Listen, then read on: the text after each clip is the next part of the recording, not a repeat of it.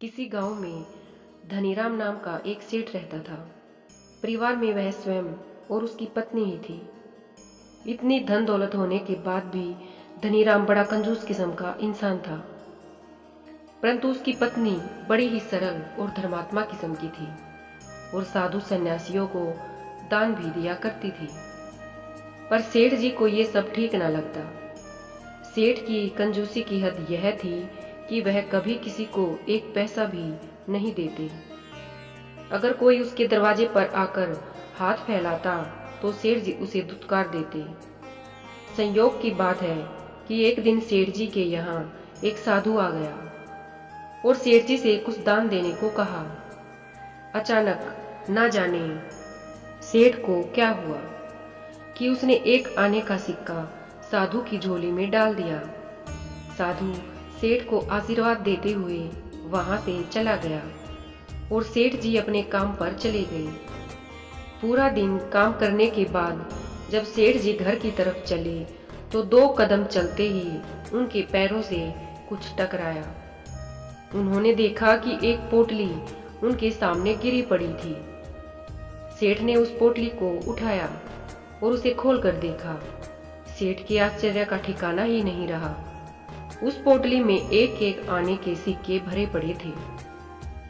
हमारी खुशी से सेठ जी कूदने लगे। सेठ ने पोटली संभाली और घर पहुंचने पर अपनी पत्नी को सारी बात बताई। उन्होंने सुबह एक साधु को एक आना दिया तो शाम को उन्हें एक एक आने से भरी पोटली मिल गई। पत्नी ने कहा, आपने साधु को जो दान दिया था उसी का फल आपको मिल गया। इसके बाद सेठ जी सोने के लिए चले गए, पर उनको नींद नहीं आ रही थी। सेठ जी सोचने लगे, अरे मूर्ख, तूने दान में एक आना क्यों दिया? अगर एक सोने का सिक्का दिया होता तो आज तू माला माल हो जाता। इस पोटली में सोने की मोहरें ही भरी होती हैं। वे सुबह होने का इंतजार करने लगे। सुबह होते ही सेठ जी तैयार होकर अपनी दुकान पर पहुंचे और उस साधु के आने की राह देखने लगे, पर साधु नहीं आया। ऐसे ही 1-2 दिन निकल गए। एक दिन अचानक वह साधु उनके पास भिक्षा मांगने आया। साधु को देखते ही सेठ खुश हो गया और अपनी जेब में से एक सोने का सिक्का निकाला और साधु के झोले में डाल दिया। साधु सेठ को आशीर्वाद देकर खुशी खुशी वहां से चला गया। अब सेठ के लिए एक एक पल काटना एक एक युग के समान हो गया। वह सोचने लगा कि जल्दी से शाम हो जाए। वक्त अपनी रफ्तार से गुजरा और शाम हो गई। फिर सेठ फटाफट घर की ओर चल दिया। वो ठीक उसी जगह पर रुका जहाँ पहले उसे सिक्कों से भरी पोटली मिली थी, पर आज वहाँ कुछ नहीं था। सेठ वही इंतजार करने लगा, लेकिन बहुत देर बाद भी उसे कुछ हासिल नहीं हुआ।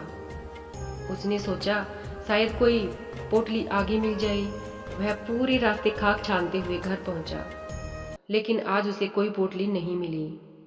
सेठ बहुत ही उदास और निराश घर पहुंचा। सेठ का मुरझाया चेहरा देखकर सेठानी ने पूछा, क्या हुआ, क्या बात है? तो सेठ ने अपनी पत्नी को सारी बात बताई और कहा, पिछली बार जब मुझे पोटली मिली थी तो तुमने कहा था कि यह दान देने का फल है, परंतु आज तो मैंने सोने का सिक्का दान में दिया है, फिर इसका फल मुझे क्यों नहीं मिला? तब पत्नी ने कहा कि बात यह है कि पिछली बार जो आपने एक आने का दान दिया था वह त्याग की भावना और निस्वार्थ भाव से दिया था। आपको उसके बदले में कुछ नहीं चाहिए था।